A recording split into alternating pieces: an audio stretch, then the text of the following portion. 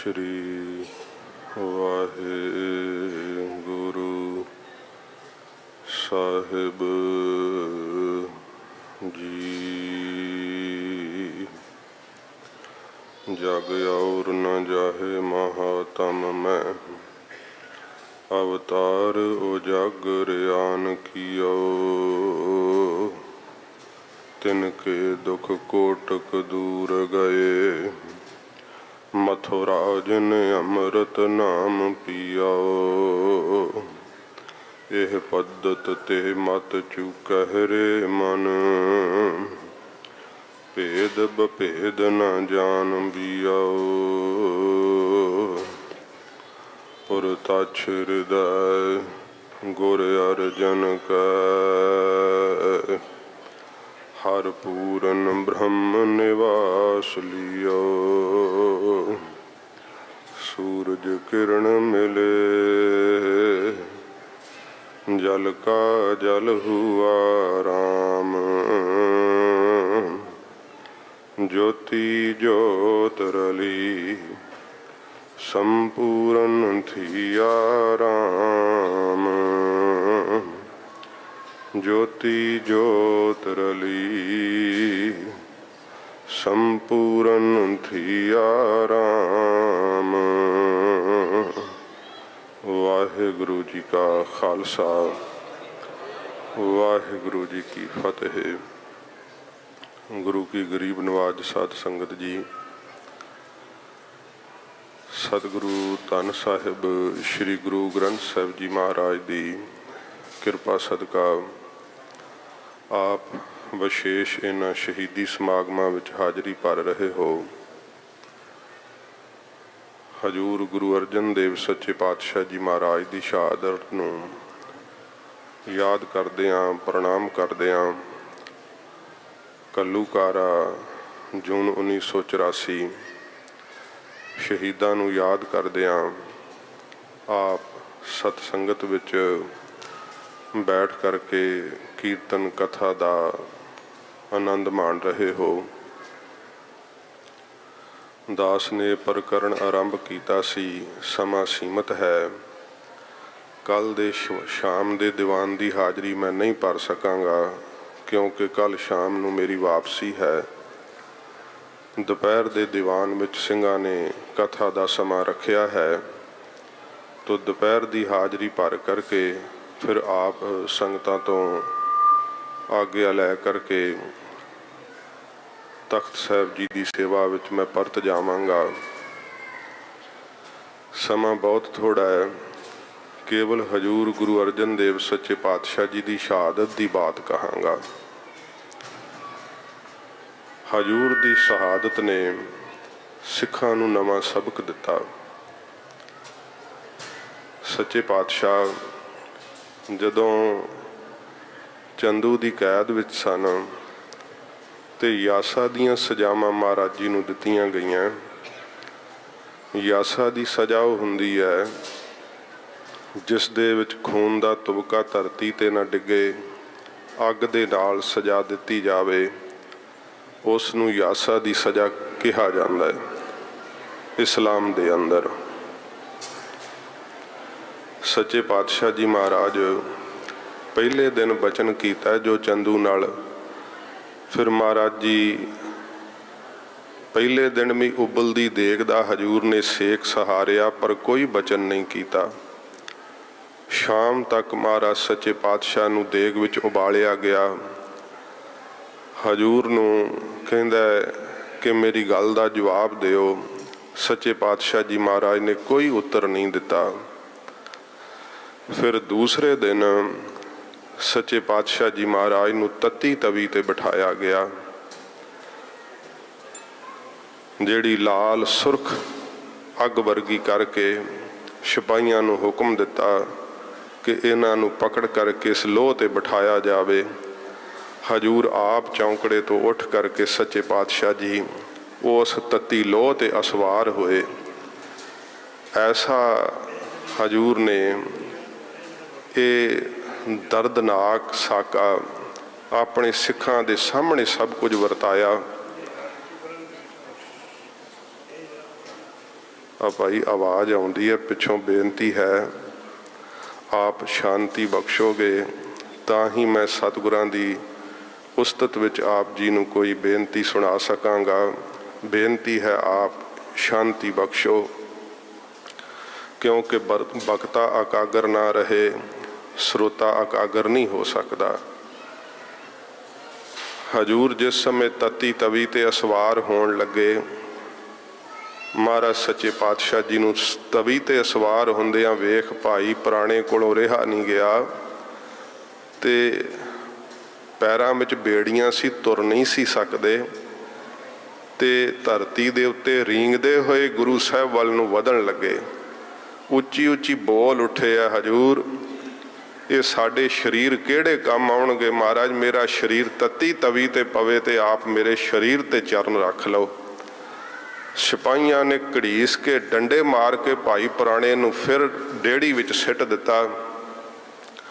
अपने शरीर ते कष्ट जर रहे सन, महाराज ने कुछ भी नहीं बचन किया, पर जदों सिख दे डंडे वजे ते हजूर बोल पे।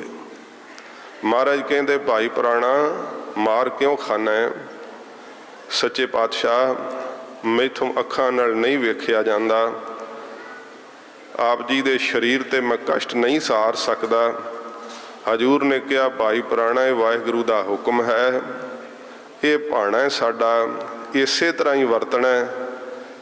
महाराज सच्चे पातशाह आग्या करो, मैं प्रकानी नष्ट कर दियां।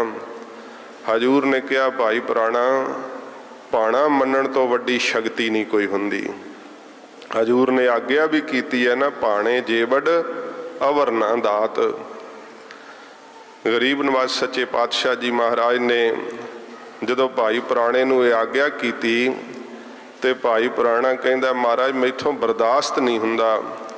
हजूर ने कहा कि नेत्र नीवें कर लै भाई पुराणा, जे बर्दाश्त नहीं हुंदा ये भाणा तो इसे तरह ही वरतना है। जिहड़ी थोड़ी कोई शक्ति है वह भी खुआ लवेंगा, खाली हो जावेंगा। भाणे नूं मिठा करके मनण दी जाच सिख। ये महाराज जी ने भाई पुराणे नूं उपदेश दिता ते साडा इतिहास गवाह है। हजूर दी शहादत नूं पंजां ही सिखां ने अपने नेत्रां नाल वेखिया। ते साध संगत जी दूसरे दिन भी महाराज जी नूं तत्ती तवी ते बिठाया गया, तीसरे दिन भी महाराज जी नूं तत्ती तवी ते बिठाया गया। कवि भाई संतोख सिंह जी लिखते ने, मैं अज शंकियां दी निवृत्ति वास्ते कुछ नहीं कहांगा, केवल सीधा ही हजूर दी शहादत दी झलक आप जी नूं दिखावांगा। पर फिर भी ये कहा जाता है कि वेखो भगत प्रहलाद जी नूं अग ने नहीं साड़िया ते गुरु अर्जन साहब जी नूं क्यों साड़िया। साध संगत जी सतगुरु जी ने एक कला वरताई, क्योंकि वो शहादत ने सिखां नूं नवां सबक देना सी। हजूर जदों तीसरे दिन भी तवी ते बैठे है, अग ने अपना सुभाव ही विपरजे कर लिया सी, पर महाराज जी ने फिर आग्या की कि ये तू अपना सुभाव जो है ना उसनूं हुण बदलना। हजूर दे शरीर ते तीसरे दिन साध संगत जी फलूहे बन गए। महाराज जी दियां पिंजणियां वालियां हड्डियां नज़र आउण लग पईयां। हजूर दे चरनां दियां तलियां सड़ गईयां। सच्चे पातशाह महाराज दा हौसला नहीं चंदू डुला सकिया।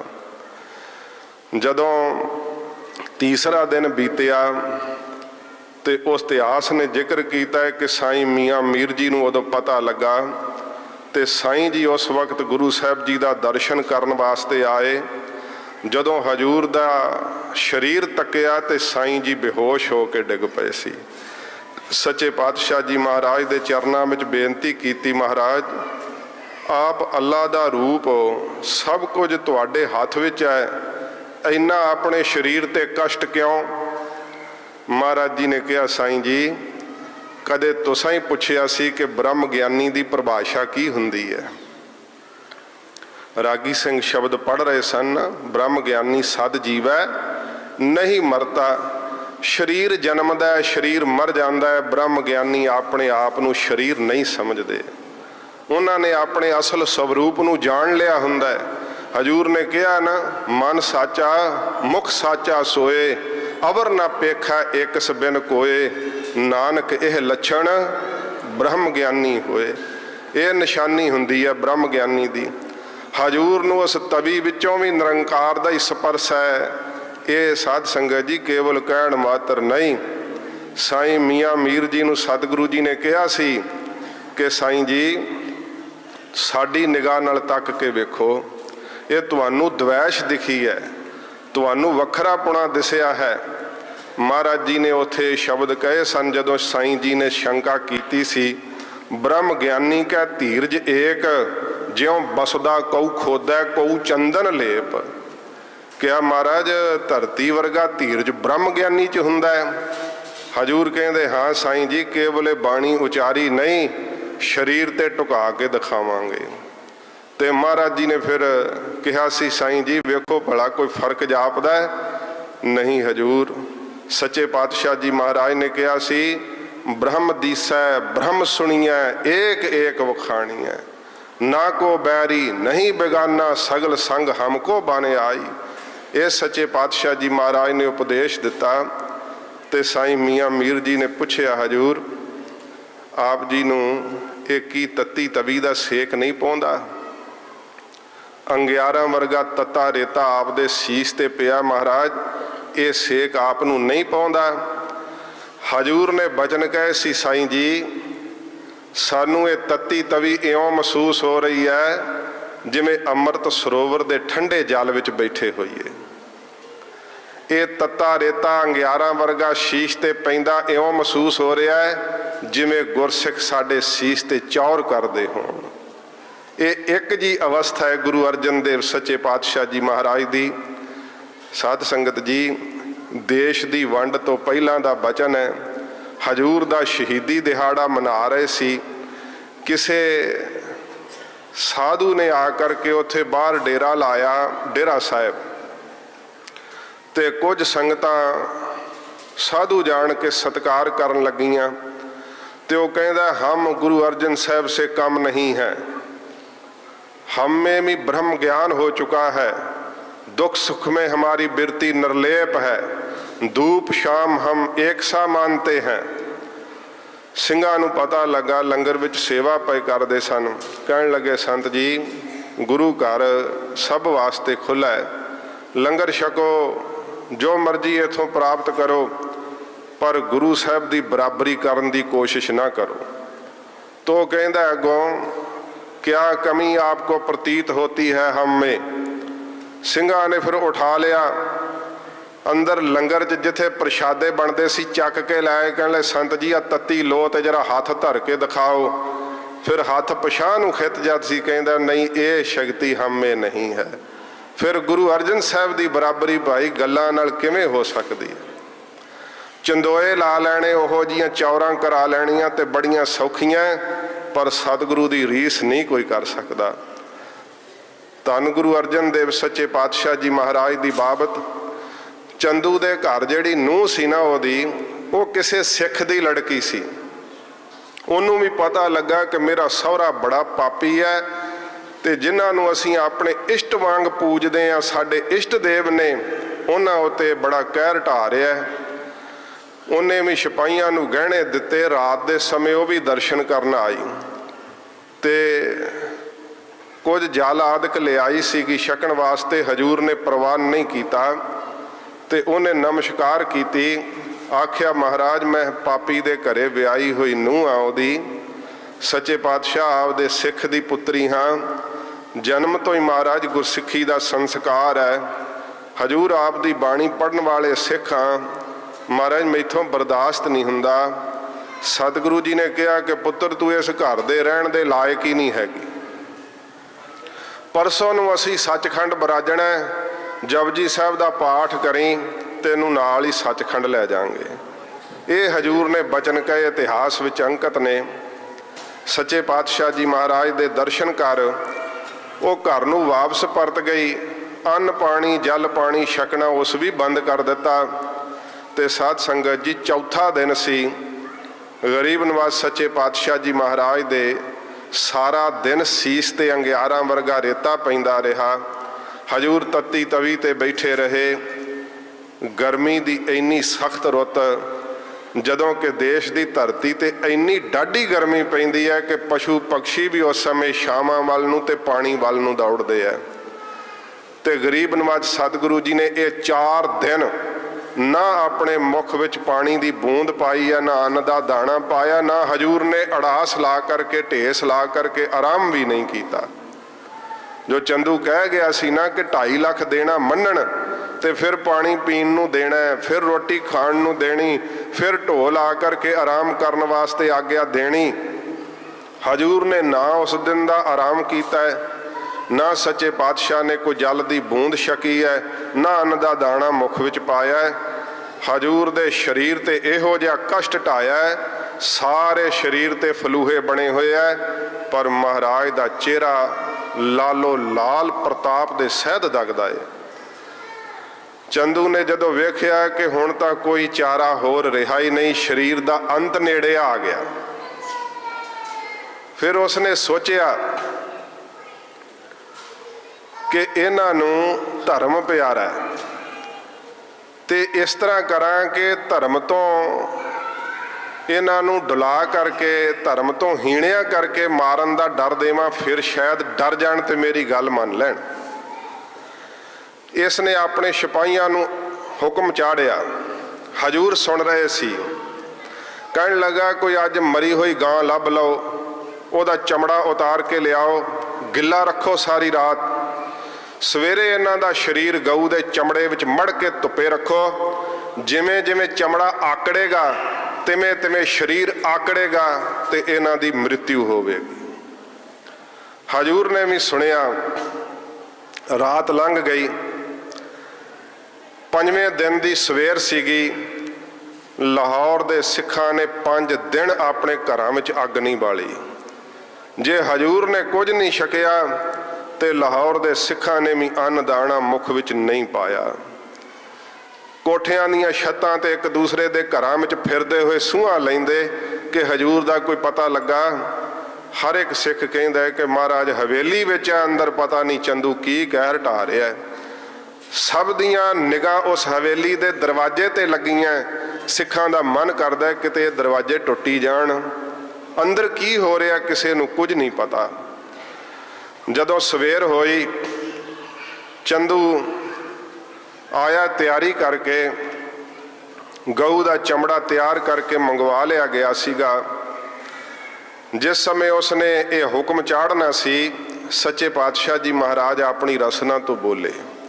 ਮਹਾਰਾਜ ਕਹਿੰਦੇ ਚੰਦੂ ਸਾਡੀ ਇੱਛਾ ਹੈ ਇਸ਼ਨਾਨ ਕਰਨ ਦੀ, ਇਹਨਾਂ ਨੂੰ ਵਾਪਸ ਹਵੇਲੀ ਵਿੱਚ ਲੈ ਕੇ ਆਓ। ਘੇਰਾ ਸਖਤ ਕਰ ਦਿੱਤਾ ਗਿਆ। ਜਦੋਂ ਹਜੂਰ ਉੱਠਣ ਲੱਗੇ ਹੈ, ਭਾਈ ਸੰਤੋਖ ਸਿੰਘ ਜੀ ਨੇ ਲਿਖਿਆ ਹੈ, ਹਜੂਰ ਦੀਆਂ ਚਰਨਾਂ ਦੀਆਂ ਤੇ ਪਿੰਜਣੀਆਂ ਵਾਲੀਆਂ ਹੱਡੀਆਂ ਨਜ਼ਰ ਆਉਂਦੀਆਂ ਸੀ। ਸੱਚੇ ਪਾਤਸ਼ਾਹ ਜੀ ਮਹਾਰਾਜ ਭਾਈ ਪੁਰਾਣੇ ਦੇ ਮੋਢੇ ਦਾ ਆਸਰਾ ਲੈ ਕੇ ਉੱਠੇ ਗਰੀਬ ਨਵਾਜ, ਤੇ ਵੱਡੇ ਚਾਦਰੇ ਨਾਲ ਮਹਾਰਾਜ ਨੇ ਆਪਣਾ ਸਾਰਾ ਸਰੀਰ ਢੱਕ ਲਿਆ। ਹਜੂਰ ਉੱਥੋਂ ਨਿੱਕੇ ਦਰਵਾਜ਼ੇ ਰਾਹੀਂ ਬਾਹਰ ਆਏ ਹੈ। 5 ਸਿੱਖ ਸੱਚੇ ਪਾਤਸ਼ਾਹ ਮਹਾਰਾਜ ਦੇ ਨਾਲ ਨੇ। ਇਹਨਾਂ 5 ਸਿੱਖਾਂ ਨੇ ਹਜੂਰ ਦੀ ਸ਼ਹਾਦਤ ਨੂੰ ਆਪਣੇ ਨੇਤਰਾਂ ਨਾਲ ਵੇਖਿਆ। ਮੈਂ ਬੇਨਤੀ ਕਰਦਿਆਂ ਸਾਧ ਸੰਗਤ ਜੀ, ਹਜੂਰ ਨੇ ਆਪਣੇ ਸਿੱਖਾਂ ਨੂੰ ਇਹ ਸਬਕ ਸਿਖਾਇਆ ਸੀਗਾ ਸ਼ਾਂਤਮਈ ਸ਼ਹਾਦਤ ਦਾ। ਤੇ ਜਦੋਂ ਇਹ ਸਬਕ ਸੁਣਨ ਦੀ ਵਾਰੀ ਆਈ ਸੀ, ਹਜੂਰ ਨੇ ਨਾਵੇਂ ਸਰੂਪ ਦੇ ਅੰਦਰ ਸਿੱਖਾਂ ਕੋਲੋਂ ਇਹ ਸਬਕ ਫਿਰ ਸੁਣਿਆ। ਇੱਕ ਵੀ ਸਿੱਖ ਨੂੰ ਕੋਈ ਤਸੀਹਾ ਨਹੀਂ ਸੀ ਦਿੱਤਾ ਗਿਆ। ਹਜੂਰ ਨੇ ਸਾਰੇ ਤਸੀਹੇ ਆਪਣੇ ਸਰੀਰ ਤੇ ਜਰੇ, ਸ਼ਾਂਤਮਈ ਸ਼ਹਾਦਤ ਦਿੱਤੀ। ਤੇ ਜਦੋਂ ਗੁਰੂ ਤੇਗ ਬਹਾਦਰ ਸੱਚੇ ਪਾਤਸ਼ਾਹ ਮਹਾਰਾਜ ਦਿੱਲੀ ਦੇ ਚਾਂਦਨੀ ਚੌਂਕ ਦੇ ਅੰਦਰ ਹਜੂਰ ਨੂੰ ਸ਼ਹੀਦ ਕੀਤਾ ਗਿਆ। ਮਹਾਰਾਜ ਦੀ ਸ਼ਹਾਦਤ ਤੋਂ ਪਹਿਲਾਂ ਸਿੱਖਾਂ ਦੀ ਸ਼ਹਾਦਤ ਹੁੰਦੀ ਹੈ ਤੇ ਮਹਾਰਾਜ ਸੱਚੇ ਪਾਤਸ਼ਾਹ ਜੀ ਨੂੰ ਲੋਹੇ ਦੇ ਪਿੰਜਰੇ ਵਿੱਚ ਕੈਦ ਕੀਤਾ ਗਿਆ ਸੀ। ਸਾਡੇ ਇਤਿਹਾਸ ਨੇ ਜ਼ਿਕਰ ਕੀਤਾ ਹੈ, ਉਸ ਪਿੰਜਰੇ ਦੇ ਅੰਦਰ ਤਿੱਖੇ ਤਿੱਖੇ ਕਿੱਲ ਸਨ ਜਿਨ੍ਹਾਂ ਨੂੰ ਜ਼ਹਿਰ ਦੀ ਪੁੱਠ ਦਿੱਤੀ ਹੋਈ ਸੀ। ਜਰਾ ਕੁ ਮਹਾਰਾਜ ਪਾਸਾ ਵਟਣ ਤੇ ਸ਼ਹੀਦੀ ਦਾ ਕਾਰਨ ਵਾਪਰ ਸਕਦਾ ਸੀ, उस पिंजरे विच खलो के हजूर ने भोग दे श्लोक उचारण कीते है, बैरागमई बाणी। ते जिस वक्त समा नहीं इन्ना पर टूक मात्र बेनती करा, दीवान मती दास जी नूं औरंगजेब ने सारे लालच दिते, करामात दिखाउण वास्ते कहा, ते दीवान साहब ने कहा सी औरंगजेब करामात तां गुरु तेग बहादुर साहब दे कूकरां विच है, मैं तां हजूर दा सिख हाँ, पर सच्चे पातशाह जी दी आग्या नहीं, मैं करामात नहीं प्रगट करांगा। फिर कहा सी फतवा दिता कि इस दा शरीर आरे नाल चीर के दफाड़ कर दिता जावे ते हज़ार लोग बादशाही हुक्म दे नाल इकट्ठे कीते जाण कि आओ वेखो एक काफर ने दीने इस्लाम नूं कबूल नहीं किया तो उहदी की हालत होण लगी, उहदा की हशर होण लगा। जदों सिपाहियां दे पहरे थल्ले दीवान साहब नूं कारागृह विच लिआंदा गया, हजूर दे पिंजरे दे अगों दी लंघे ते महाराज ने पुछया कि दीवान मती दास की कहा औरंगजेब ने? ते दीवान साहब ने कहा महाराज बड़ा सख्त परचा पिया है, आप कृपा करियो महाराज मैं आप दे दर परवान चढ़ जावां, सच्चे पातशाह आरे नाल चीरे जाण दा फतवा दिता गया। हजूर ने परखिया फिर, क्योंकि दीवान मती दास दे ही पुरखे ने जिन्हां ने हजूर दी शहादत 5वें जामे विच वेखी है।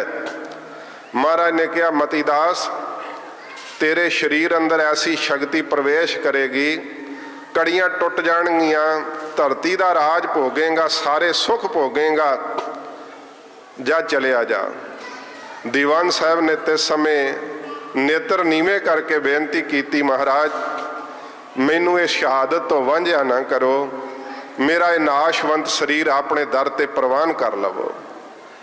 शहादत नूं पहल दिती क्योंकि खून विच वो शक्ति वो जज्बा गुरु अर्जन देव सच्चे पातशाह जी की कृपा नाल उतर चुका सी। सिख ने शहादत नूं तरजीह दिती, संसार दे सुखां नूं तरजीह नहीं दिती। गुरु अर्जन देव सच्चे पातशाह महाराज का दिता होया सबक हजूर जदों उस हवेली विचों बाहर आए है ते लाहौर दे सिख अपने घरां दीआं छतां ते चढ़ चढ़ के वेखण लग पे, हजूर दे दागदे मस्तक वल वेखदे सन ते नूरो नूर चेहरा वेख करके कलेजे नूं ठंड पैंदी सी। पर जदों हजूर दे चरनां वल तकदे सन ते चरनां तो वेखण तो पता लगदा सी कि महाराज दे शरीर ते की कष्ट ढाया गया है। गरीब नवाज सच्चे पातशाह महाराज रावी दरिया दे कंढे ते आए है। हजूर ने बहुत सारा जल अपने मुख ते वरतिया, चूले कीते, महाराज जी ने इशनान किया ते सच्चे पातशाह महाराज जदों बाहर आए, चादरे दी सतगुरु जी ने फिर बुक्कल मार लई। भाई बिधि चंद जी ने अपने कमर कसे दा वस्त्र खोल के थल्ले विछाया, महाराज जी चौंकड़ा ला करके बैठ गए। सच्चे पातशाह महाराज ने जपजी साहब का पाठ संपूर्ण अपने मुख तो किया। शीश झुका के पंजां ही सिखां ने सुन हो के हजूर की रसना तो जपजी साहब सुनिया। भोग पिया। गरीब नवाज सतगुरु जी ने भाई पुराने ते बिधि चंद नूं संबोधन हो करके कहा, बिधिया असीं हुण सचखंड जा रहे हैं। महाराज जी ने अपने ज्योति जोत समाउण दा संकेत दिता ते गरीब नवाज सतगुरु जी ने कहा कि हुण साडे साहबजादे नूं जा करके गुरता दी रस्म कर देनी। महाराज जदों अमृतसर साहब तो तुरन लगे सी, उदों भी महाराज जी ने अपने साहबजादे गुरु हरगोबिंद साहब दे ताईं ये बचन कहा सी कि जेड़ा सतगुरां जी ने ये पंथ चलाया है, ये सारी मर्यादा गुरु नानक साहब वाली उवें दी उवें चलाउणी, किसी मर्यादा विच कोई फर्क नहीं पाउणा, पर नई रीत एक रण की कीजै। ये महाराज गुरु अर्जन साहब ने कहा सी कि हुण तखत ते माला लैके नहीं, शस्त्र पहन के बैठना।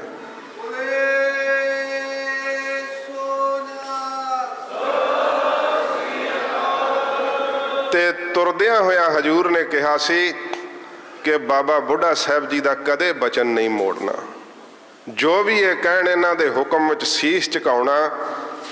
ਹਜ਼ੂਰ ਗੁਰੂ ਹਰਗੋਬਿੰਦ ਸਾਹਿਬ ਸੱਚੇ ਪਾਤਸ਼ਾਹ ਜਦੋਂ ਬਾਬਾ ਬੁੱਢਾ ਸਾਹਿਬ ਜੀ ਆਇਆ ਕਰਦੇ ਸੀ, ਆਪ ਤਖਤ ਤੋਂ ਉੱਠ ਜਾਂਦੇ ਹੁੰਦੇ ਸੀ, ਇੰਨਾ ਸਤਿਕਾਰ ਕਰਦੇ ਹੁੰਦੇ ਸੀ। ਹਜ਼ੂਰ ਦੇ ਬਚਨਾਂ ਨਾਲ ਇੰਨਾ ਪਾਲਣ ਕੀਤਾ। ਬਾਬਾ ਬੁੱਢਾ ਸਾਹਿਬ ਬਿਰਧ ਹੋ ਗਏ, ਕਿਹਾ ਸਿੱਖਾਂ ਨੂੰ ਜਾਓ ਬਾਬਾ ਬੁੱਢਾ ਸਾਹਿਬ ਨੂੰ ਲੈ ਕੇ ਆਓ। ਪਾਲਕੀ ਸਾਹਿਬ ਭੇਜੀ ਕਿ ਸਾਡਾ ਦਰਸ਼ਨ ਕਰਨ ਨੂੰ ਚਿੱਤ ਕਰਦਾ ਹੈ। ਬਾਬਾ ਬੁੱਢਾ ਸਾਹਿਬ ਜੀ ਨੂੰ ਜਦੋਂ ਸਿੱਖ ਲੈ ਕੇ ਆ ਰਹੇ ਸੀ, ਹਜ਼ੂਰ ਨੇ ਵੱਡੇ ਚਾਦਰੇ ਦੀ ਬੁੱਕਲ ਮਾਰ ਕੇ ਉਸ ਪਾਲਕੀ ਨੂੰ ਮੋਢਾ ਲਾ ਦਿੱਤਾ। ਜਦੋਂ ਮਹਾਰਾਜ ਨੇ ਮੋਢਾ ਲਾਇਆ ਤੇ ਬਾਬਾ ਬੁੱਢਾ ਸਾਹਿਬ ਜੀ ਛਾਲ ਮਾਰ ਕੇ ਥੱਲੇ ਉਤਰ ਗਏ। ਮਹਾਰਾਜ ਦੇ ਚਰਨੀ ਢਾਹ ਪਏ, ਸੱਚੇ ਪਾਤਸ਼ਾਹ ਇਹ ਕੀ ਕਰਦੇ ਹੋ? ਹਜ਼ੂਰ ਕਹਿੰਦੇ ਬਾਬਾ ਬੁੱਢਾ ਸਾਹਿਬ ਆਪ ਨੂੰ ਪਤਾ ਲੱਗ ਗਿਆ ਕਿ ਅਸੀਂ ਮੋਢਾ ਦਿੱਤਾ ਹੈ। ਮਹਾਰਾਜ ਆਪ ਨੇ ਤਾਂ ਪਹਿਲੇ ਸਰੂਪ ਵਿੱਚ ਵਰ ਦਿੱਤਾ ਹੈ ਕਿ ਬਾਬਾ ਬੁੱਢਾ ਸਾਹਿਬ ਅਸੀਂ ਸਾਰੇ ਸੰਸਾਰ ਤੋਂ ਲੁਕ ਜਾਈਏ ਪਰ ਸਾਡਾ ਸਰੂਪ ਤੁਹਾਥੋਂ ਨਹੀਂ ਕਦੇ ਲੁਕ ਸਕਦਾ। ਇਹ ਮਹਾਰਾਜ ਜੀ ਨੇ ਗੁਰੂ ਨਾਨਕ ਸਾਹਿਬ ਨੇ ਵਰ ਦਿੱਤਾ ਸੀ ਆਪ ਜੀ ਨੂੰ। ਗਰੀਬ ਨਵਾਜ਼ ਸੱਚੇ ਪਾਤਸ਼ਾਹ ਜਦੋਂ ਜੋਤੀ ਜੋਤ ਸਮਾਉਣ ਲੱਗੇ ਹੈ, ਉਦੋਂ ਵੀ ਇਹ ਬਚਨ ਗੁਰੂ ਹਰਗੋਬਿੰਦ ਸਾਹਿਬ ਦੇ ਪ੍ਰਥਾਏ ਕਹੇ। ਪਹਿਲਾਂ ਸਤਿਗੁਰੂ ਜੀ ਨੇ ਕੋਈ ਬਚਨ ਨਹੀਂ ਕਿਹਾ। ਮਹਾਰਾਜ ਜੀ ਨੇ ਫਿਰ ਜਦੋਂ ਸ਼ਹਾਦਤ ਦੇ ਵੇਲੇ ਇਹ ਬਚਨ ਕਹੇ ਹੈ ਕਿ ਗੁਰਤਾ ਗੱਦੀ ਤੇ ਬੈਠ ਕਰਕੇ ਪ੍ਰਥਮ ਚੰਦ ਤੇ ਪਲਟਾ ਲੀਜੈ, ਸਭ ਤੋਂ ਪਹਿਲੋਂ ਸਾਡੀ ਸ਼ਹਾਦਤ ਦਾ ਬਦਲਾ ਲੈਣਾ। ਇਹ ਮਹਾਰਾਜ ਜੀ ਨੇ ਬਚਨ ਕਹੇ। ਕਈਆਂ ਇਤਿਹਾਸਕਾਰਾਂ ਨੇ ਹਜ਼ੂਰ ਦੇ ਸਰੀਰ ਦਾ ਜਲ ਪ੍ਰਵਾਹ ਲਿਖਿਆ ਹੈ। ਮਹਿਮਾ ਪ੍ਰਕਾਸ਼ ਵਿੱਚ ਸੱਚੇ ਪਾਤਸ਼ਾਹ ਦੇ ਸਰੀਰ ਦਾ ਅੰਤਮ ਸੰਸਕਾਰ ਲਿਖਿਆ ਹੈ। ਲਾਹੌਰ ਦੇ ਸਿੱਖਾਂ ਨੇ ਬਹੁਤ ਭਾਵਨਾ ਨਾਲ ਸੱਚੇ ਪਾਤਸ਼ਾਹ ਦੇ ਪਵਿੱਤਰ ਸਰੀਰ ਦੀ ਅੰਤਮ ਕਿਰਿਆ ਕੀਤੀ। ਇਹ ਪੰਜੇ ਹੀ ਸਿੱਖ ਅੰਮ੍ਰਿਤਸਰ ਸਾਹਿਬ ਆਏ, ਜਿੱਥੇ 68 ਥੜਾ ਸਾਹਿਬ ਅਸਥਾਨ ਹੈ। ਗੁਰੂ ਹਰਗੋਬਿੰਦ ਸਾਹਿਬ ਜੀ ਉੱਥੇ ਬੈਠੇ ਹੋਏ ਸੀ ਜਦੋਂ ਪਿਤਾ ਜੀ ਦੀ ਸ਼ਹਾਦਤ ਦੀ ਖਬਰ ਸੁਣੀ। ਬਾਬਾ ਬੁੱਢਾ ਸਾਹਿਬ ਦੀ ਆਗਿਆ ਨਾਲ ਹਜ਼ੂਰ ਦੇ ਗੁਰਤਾ ਗੱਦੀ ਦੇ ਰਸਮ ਦੇ ਕਰਨ ਦਾ ਦਿਨ ਨਿਯਤ ਕੀਤਾ। ਹੁਕਮਨਾਮੇ ਜਾਰੀ ਹੋਏ ਬਾਬਾ ਬੁੱਢਾ ਸਾਹਿਬ ਦੇ ਦਸਖਤਾਂ ਥੱਲੇ। ਜਿੱਥੇ ਅੱਜ ਸ਼੍ਰੀ ਅਕਾਲ ਤਖਤ ਸਾਹਿਬ ਵਿਦਿਮਾਨ ਹੈ, ਇਸ ਜਗ੍ਹਾ ਤੇ ਦੀਵਾਨ ਸਜਿਆ। ਗੁਰੂ ਹਰਗੋਬਿੰਦ ਸਾਹਿਬ ਸੱਚੇ ਪਾਤਸ਼ਾਹ ਮਹਾਰਾਜ ਨੂੰ ਗੁਰਤਾ ਦੀ ਰਸਮ ਹੋਈ।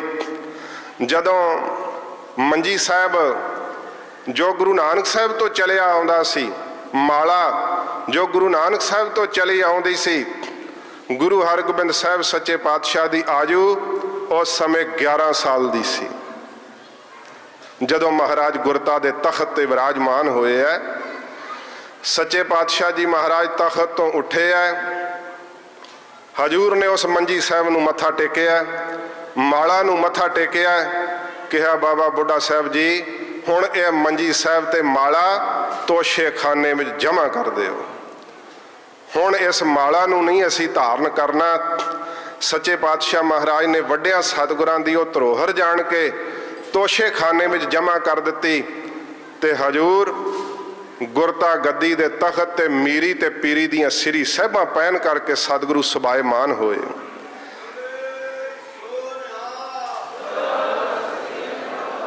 ਗੁਰੂ ਹਰਗੋਬਿੰਦ ਸਾਹਿਬ ਸੱਚੇ ਪਾਤਸ਼ਾਹ ਮਹਾਰਾਜ ਜਦੋਂ ਤਖਤ ਤੇ ਬੈਠੇ ਹੈ, ਗੁਰਤਾ ਦੀ ਰਸਮ ਹੋਈ ਹੈ ਤੇ ਗਰੀਬ ਨਵਾਜ਼ ਸਤਿਗੁਰੂ ਨੇ ਕਿਹਾ ਭਾਈ ਪੁਰਾਣਾ ਆਪ ਜੀ ਨੇ ਪਿਤਾ ਦੀ ਸ਼ਹਾਦਤ ਵੇਖੀ ਹੈ, ਪਿਤਾ ਜੀ ਦੀ ਜਿਵੇਂ ਜਿਵੇਂ ਪਿਤਾ ਜੀ ਦੀ ਸ਼ਹਾਦਤ ਹੋਈ ਹੈ ਸੰਗਤਾਂ ਵਿੱਚ ਬਿਆਨ ਕਰੋ।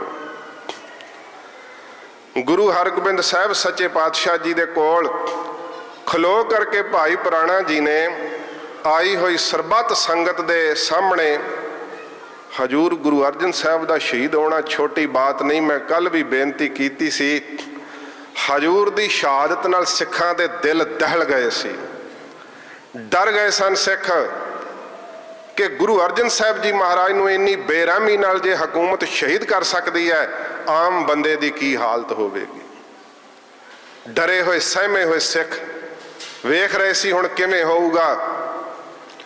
ਭਾਈ ਪੁਰਾਣਾ ਜੀ ਜਦੋਂ ਹਜ਼ੂਰ ਦੀ ਸ਼ਹਾਦਤ ਬਿਆਨ ਕਰ ਰਹੇ ਸਨ ਤੇ ਜਦੋਂ ਦੱਸਦੇ ਕਿ ਮਹਾਰਾਜ ਜੀ ਨੇ 5 ਦਿਨ ਆਪਣੇ ਮੁਖ ਵਿੱਚ ਅੰਨ ਦਾ ਦਾਣਾ ਨਹੀਂ ਪਾਇਆ, ਜਲ ਦੀ ਬੂੰਦ ਨਹੀਂ ਪਾਈ, ਹਜ਼ੂਰ ਨੇ ਆਰਾਮ ਨਹੀਂ ਕੀਤਾ, ਉਬਲਦੀ ਦੇਗ ਵਿੱਚ ਮਹਾਰਾਜ ਨੂੰ ਬਿਠਾਇਆ ਗਿਆ, ਹਜ਼ੂਰ ਨੇ ਤੱਤੀ ਤਵੀ ਤੇ ਚੌਂਕੜਾ ਲਾਇਆ, ਮਹਾਰਾਜ ਦੇ ਸਰੀਰ ਦੇ ਉੱਪਰ ਅੰਗਿਆਰਾਂ ਵਰਗਾ ਤੱਤਾ ਰੇਤਾ ਪਾਇਆ, ਹਜੂਰ ਦੀਆਂ ਪਿੰਜਣੀਆਂ ਵਾਲੀਆਂ ਹੱਡੀਆਂ ਦਿਸ ਰਹੀਆਂ ਸਨ।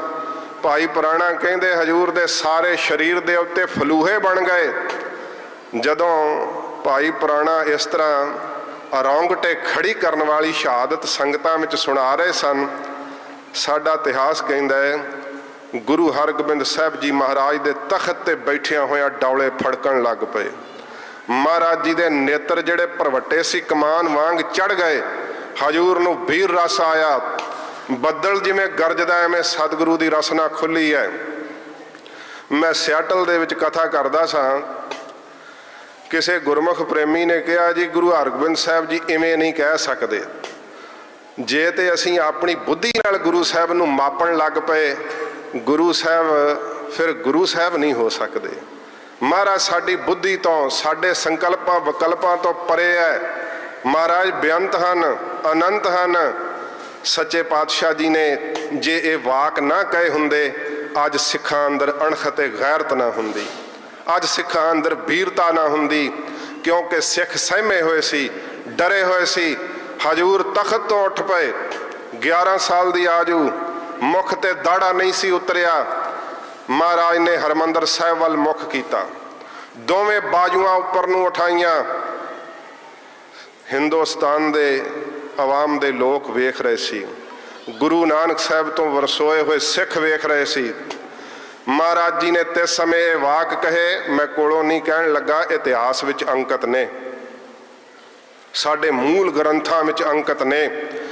ਮਹਾਰਾਜ ਜੀ ਨੇ ਕਿਹਾ ਚੋਰ ਯਾਰ ਵੇਸ਼ਵਾ ਜਾਮੀ ਠੱਗ ਇਤਿਆਦਿਕ ਭੈੜੇ ਕਰਮ ਕਰਨ ਤੋਂ ਜਿਹੜੇ ਪਾਪ ਲੱਗਦੇ ਐ, ਇਹਨਾਂ ਪਾਪਾਂ ਕਰਕੇ ਜਿਹੜੀਆਂ ਸਜ਼ਾਵਾਂ ਭੋਗਣੀਆਂ ਪੈਂਦੀਆਂ, ਉਹ ਸਾਰੀਆਂ ਸਜ਼ਾਵਾਂ ਮੈਨੂੰ ਭੋਗਣੀਆਂ ਪੈਣ ਜੇ ਮੈਂ ਆਪਣੇ ਪਿਤਾ ਸਤਿਗੁਰੂ ਦੀ ਸ਼ਹਾਦਤ ਦਾ ਬਦਲਾ ਨਾ ਲਵਾਂ ਤਾਂ।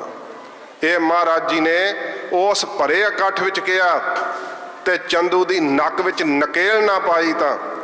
ਬਾਦਸ਼ਾਹ ਦਾ ਦੀਵਾਨ ਚੰਦੂ ਇਹ ਵਾਕ ਹਜੂਰ ਦੇ ਕਹਿਣੇ ਜਿਹੜੇ ਕਮਜ਼ੋਰ ਦਿਲਾਂ ਵਾਲੇ ਸੀ ਥਰ ਥਰ ਕੰਬਣ ਲੱਗ ਪਏ ਸੀ ਕਿ ਮਹਾਰਾਜ ਨੇ ਕੀ ਕਿਹਾ। ਮਾਤ ਗੰਗਾ ਜੀ ਨੂੰ ਕਿਹਾ ਕਿ ਇਹ ਹਜੂਰ ਨੇ ਜੋ ਵਾਕ ਕਹੇ ਨੇ ਇਹ ਤਾਂ ਬਹੁਤ ਜ਼ਿਆਦਾ ਭੜਕਾਊ ਬੋਲ ਹਨ। ਜਿਵੇਂ ਅੱਜ ਕੱਲ੍ਹ ਵੀ ਕੀ ਕਹਿੰਦੇ ਆ ਜੀ, ਬੜਾ ਭੜਕਵਾਂ ਭਾਸ਼ਣ ਦਿੰਦੇ ਆ, ਬੜੀਆਂ ਭੜਕਾਊ ਗੱਲਾਂ ਕਰਦੇ ਆ। ਸਾਧ ਸੰਗਤ ਜੀ, ਜੇ ਹਜੂਰ ਨੇ ਉਸ ਸਮੇਂ ਵਾਕ ਨਾ ਕਹੇ ਹੁੰਦੇ ਤੇ ਸਹਿਮੇ ਹੋਏ ਸਿੱਖਾਂ ਨੂੰ ਕਦੇ ਵੀ ਸਿਰ ਉਠਾ ਕੇ ਜਿਉਣ ਦੀ ਦਾਤ ਨਾ ਪ੍ਰਾਪਤ ਹੁੰਦੀ। ਮਾਤਾ ਜੀ ਨੂੰ ਕਹਿਣ ਲੱਗੇ ਗੁਰੂ ਸਾਹਿਬ ਸ਼ਹੀਦ ਹੋ ਗਏ ਹੈ, ਹਕੂਮਤ ਵੈਰੀ ਹੈ, ਕੋਈ ਖਜ਼ਾਨਾ ਕੋਲ ਨਹੀਂ, ਕੋਈ ਫੌਜ ਕੋਲ ਨਹੀਂ, ਕਿਵੇਂ ਚੰਦੂ ਦੇ ਨੱਕ ਵਿੱਚ ਨਕੇਲ ਪਾਉਣਗੇ, ਕਿਵੇਂ ਬਦਲਾ ਲੈਣਗੇ। ਤੇ ਜਦੋਂ ਮਾਤਾ ਜੀ ਨੇ ਆਪ ਜੀ ਨੂੰ ਸ਼ਾਮ ਦੇ ਵਕਤ ਕਿਹਾ, ਲਾਲ ਜੀ ਇਹ ਤੁਸੀਂ ਵਾਕ ਕੀ ਕਹੇ ਹੈ? ਗੁਰੂ ਹਰਗੋਬਿੰਦ ਸਾਹਿਬ ਜੀ ਮਹਾਰਾਜ ਨੇ ਕਿਹਾ, ਮਾਤਾ ਜੀ ਇਹ ਮਸੰਦ ਡਰਪੋਕ ਨੇ, ਗੁਰੂ ਨਾਨਕ ਸਾਹਿਬ ਮਿਹਰ ਕਰਨਗੇ, ਸਮਾਂ ਆਵੇਗਾ ਇਹਨਾਂ ਬਚਨਾਂ ਨੂੰ ਸੱਤ ਕਰ ਦੇਵਾਂਗੇ। ਤੇ ਸਾਧ ਸੰਗਤ ਜੀ, ਸਮਾਂ ਇਹਨਾਂ ਨਹੀਂ, ਮੈਂ ਟੂਕ ਮਾਤਰ ਬੇਨਤੀ ਕਰਦਿਆਂ ਗੁਰੂ ਹਰਗੋਬਿੰਦ ਸਾਹਿਬ ਦਾ ਗਵਾਲੀਅਰ ਜਾਣਾ, ਸੱਚੇ ਪਾਤਸ਼ਾਹ ਦਾ ਗਵਾਲੀਅਰ ਤੋਂ ਬਾਹਰ ਆਉਣਾ, ਜਹਾਂਗੀਰ ਨੇ ਮਾਫੀ ਮੰਗਣੀ, ਚੰਦੂ ਨੂੰ ਹਵਾਲੇ ਕਰਨਾ। ਦਿੱਲੀ ਦੇ ਲੋਕ ਵੇਖ ਰਹੇ ਸਨ, ਇਹ ਉਹੀ ਦੀਵਾਨ ਚੰਦੂ ਹੈ ਜਿਹਦੇ ਪਿੱਛੇ 100 ਬੰਦਾ ਤੁਰਦਾ ਸੀ। ਅੱਜ ਗੁਰੂ ਹਰਗੋਬਿੰਦ ਸਾਹਿਬ ਦੇ ਸਾਹਮਣੇ ਖਲੋਤਾ ਹੈ। ਮਹਾਰਾਜ ਨੇ ਭਾਈ ਪੁਰਾਣੇ ਵੱਲ ਤੱਕਿਆ ਹੀ ਹੈ, ਕੇਵਲ ਇਸ਼ਾਰਾ ਕੀਤਾ ਹੈ। ਭਾਈ ਪੁਰਾਣੇ ਨੇ ਉਸੇ ਵੇਲੇ ਧੌਣ ਵਿੱਚ ਮੁੱਕੀ ਮਾਰ ਕੇ ਦੀ ਪੱਗ ਲਾਤੀ, ਉਸੇ ਹੀ ਪੱਗ ਨਾਲ ਮੁਸ਼ਕਾਂ ਬੰਨ ਲਈਆਂ ਤੇ ਦਿੱਲੀ ਦੇ ਸਿੱਖਾਂ ਨੂੰ ਕਿਹਾ, ਸਿੱਖੋ ਜਿੰਨੇ ਗੁਰੂ ਨਾਨਕ ਸਾਹਿਬ ਦੀ ਖੁਸ਼ੀ ਲੈਣੀ ਹੈ, ਆਓ ਇਹਦੇ ਸਿਰ ਵਿੱਚ ਜੁੱਤੀਆਂ ਮਾਰੋ। ਜਦੋਂ ਜੁੱਤੀਆਂ ਦੀ ਮਾਰ ਪੈਣ ਲੱਗੀ, ਚੀਕਾਂ ਮਾਰਨ ਲੱਗਾ ਤੇ ਗੁਰੂ ਹਰਗੋਬਿੰਦ ਸਾਹਿਬ ਜੀ ਮਹਾਰਾਜ ਨੇ ਚੀਕਾਂ ਸੁਣੀਆਂ। ਬਿਧੀ ਚੰਦ ਜੀ ਨੇ ਮਹਾਰਾਜ ਦੇ ਚਿਹਰੇ ਵੱਲ ਤੱਕਿਆ ਤੇ ਭਾਈ ਪੁਰਾਣੇ ਨੂੰ ਇਸ਼ਾਰਾ ਕੀਤਾ ਕਿ ਇਹਦੀਆਂ ਚੀਕਾਂ ਨਾਲ ਮਹਾਰਾਜ ਦੇ ਚਿਹਰੇ ਤੇ ਦਇਆ ਦੇ ਸ਼ਕਿਨ ਬਣ ਰਹੇ ਆ, ਮਹਾਰਾਜ ਕਿਤੇ ਛੁਡਾ ਨਾ ਦੇਣ। ਅਸੀਂ ਸਤਿਗੁਰਾਂ ਦੀ ਸ਼ਹਾਦਤ ਆਪਣੀਆਂ ਅੱਖਾਂ ਨਾਲ ਵੇਖੀ ਹੈ, ਇਸ ਪਾਪੀ ਨੂੰ ਹੁਣ ਛੱਡਣਾ ਨਹੀਂ। ਬੰਨ ਕੇ ਕੁੱਤਿਆਂ ਵਿੱਚ ਜਿੱਥੇ ਮਜਨੂ ਟਿੱਲਾ ਹੈ ਨਾ ਸਥਾਨ, ਇੱਥੇ ਸਤਿਗੁਰੂ ਜੀ ਦਾ ਸ਼ਿਵਰ ਸੀਗਾ, ਇੱਥੇ ਚੰਦੂ ਨੂੰ ਕੁੱਤਿਆਂ ਵਿੱਚ ਰੱਖਿਆ ਤੇ ਉੱਥੇ ਹੀ ਰੋਟੀਆਂ ਪਾਉਂਦੇ ਰਹੇ। ਅਗਲੇ ਦਿਨ ਜਹਾਂਗੀਰ ਚੰਦੂ ਦਾ ਪੁੱਤਰ ਤੇ ਇਹਦੀ ਘਰਵਾਲੀ ਨੂੰ ਫੜ ਕੇ ਲਿਆਇਆ। ਕਹਿੰਦਾ ਮਹਾਰਾਜ ਇਹ ਵੀ ਦੋਸ਼ੀ, ਇਹਨਾਂ ਨੂੰ ਵੀ ਸਜ਼ਾ ਦਿਓ। ਮਹਾਰਾਜ ਕਹਿੰਦੇ ਨਹੀਂ, ਇਹ ਸਾਡੇ ਦੋਸ਼ੀ ਨਹੀਂ ਜਹਾਂਗੀਰ, ਇਹਨਾਂ ਨੂੰ ਅਸੀਂ ਸਜ਼ਾ ਨਹੀਂ ਦੇਵਾਂਗੇ, ਇਹਨਾਂ ਨੂੰ ਆਜ਼ਾਦ ਕਰ ਦੇ। ਸੱਚੇ ਪਾਤਸ਼ਾਹ ਜੀ ਮਹਾਰਾਜ ਦੀ ਫਰਾਖ ਦੇ ਲਈ ਮਹਾਰਾਜ ਨੇ ਚੰਦੂ ਦੇ ਪੁੱਤਰ ਨੂੰ ਕੁਝ ਨਹੀਂ ਕਿਹਾ। ਉਹਦੀ ਘਰਵਾਲੀ ਵਾਸਤੇ ਕੋਈ ਮਹਾਰਾਜ ਜੀ ਨੇ ਜਿਹੜਾ ਸੀ ਸਜ਼ਾ ਦਾ ਕੋਈ ਹੁਕਮ ਨਹੀਂ ਕਿਹਾ। ਮਹਾਰਾਜ ਕਹਿੰਦੇ ਇਹਨਾਂ ਨੂੰ ਆਜ਼ਾਦ ਕਰ ਦਿੱਤਾ ਜਾਵੇ। ਤੇ ਸਾਧ ਸੰਗਤ ਜੀ, ਚੰਦੂ ਨੂੰ ਕੁੱਤਿਆਂ ਵਿੱਚ ਬੰਨ੍ਹ ਕੇ ਬਿਧੀ ਚੰਦ ਜੀ ਅੰਮ੍ਰਿਤਸਰ ਲੈ ਕੇ ਆਏ। ਉਸੇ ਹੀ ਲਾਹੌਰ ਦੇ ਵਿੱਚ ਫਿਰ ਲੋਹੇ ਦੇ ਸੂਏ ਨਾਲ ਨੱਕ ਪਾੜ ਕੇ ਨੱਥ ਨੰਗਾਈ ਸੀ ਉਹਦੇ ਨੱਕ ਦੇ ਅੰਦਰ। ਜਿਹੜਾ ਆਪਣੇ ਆਪ ਨੂੰ ਰਾਸ਼ਟਰਪਤੀ ਸਮਝਦਾ ਸੀ, ਦੀਵਾਨ ਸਮਝਦਾ ਸੀ, ਤੇ ਕੁੱਤਿਆਂ ਵਿੱਚ ਫੇਰਿਆ। ਗੁਰਦਿੱਤੇ ਭੜਪੂੰਜੇ ਕੋਲੋਂ ਉਹੋ ਹੀ ਕੜਛਾ ਮੂੰਹ ਤੇ ਮਰਵਾ ਕੇ ਚੰਦੂ ਦੇ ਸਰੀਰ ਦਾ ਅੰਤ ਕੀਤਾ। ਗਰੀਬ ਨਵਾਜ਼ ਸੱਚੇ ਪਾਤਸ਼ਾਹ ਜੀ ਦੇ ਘਰ ਦਾ ਇਤਿਹਾਸ ਹੈ। ਹਜੂਰ ਦੀ ਸ਼ਾਂਤਮਈ ਸ਼ਹਾਦਤ ਹੋਈ ਹੈ। ਗੁਰੂ ਹਰਗੋਬਿੰਦ ਸਾਹਿਬ ਸੱਚੇ ਪਾਤਸ਼ਾਹ ਨੇ ਉਸ ਸ਼ਹਾਦਤ ਦਾ ਬਦਲਾ ਲਿਆ। ਤੇ ਜੇ ਸਿੱਖ ਆਪਣੀ ਸਮਝ ਮੁਤਾਬਕ ਇਹ ਕਹਿਣ ਲੱਗ ਪੈਣ ਕਿ ਗੁਰੂ ਸਾਹਿਬ ਜੀ ਬਦਲੇ ਦਾ ਸ਼ਬਦ ਨਹੀਂ ਕਹਿ ਸਕਦੇ, ਮਹਾਰਾਜ ਗੁੱਸੇ 'ਚ ਨਹੀਂ ਆ ਸਕਦੇ, ਮਹਾਰਾਜ ਤਾਂ ਸ਼ਾਂਤ ਸਰੂਪ ਹੈ। ਸਾਧ ਸੰਗਤ ਜੀ, ਗੁਰੂ ਗੋਬਿੰਦ ਸਿੰਘ ਸੱਚੇ ਪਾਤਸ਼ਾਹ ਜੀ ਮਹਾਰਾਜ ਦੀ ਬਾਣੀ ਪੜ੍ਹੋ। ਸਤਿਗੁਰੂ ਜੀ ਨੇ ਸ਼ਾਂਤੀ ਕੇਵਲ ਸ਼ਾਂਤੀ ਹੈ ਤੇ ਹਜੂਰ ਨੇ ਉਸ ਨੂੰ ਬੁਝਦਲੀ ਕਿਹਾ ਹੈ।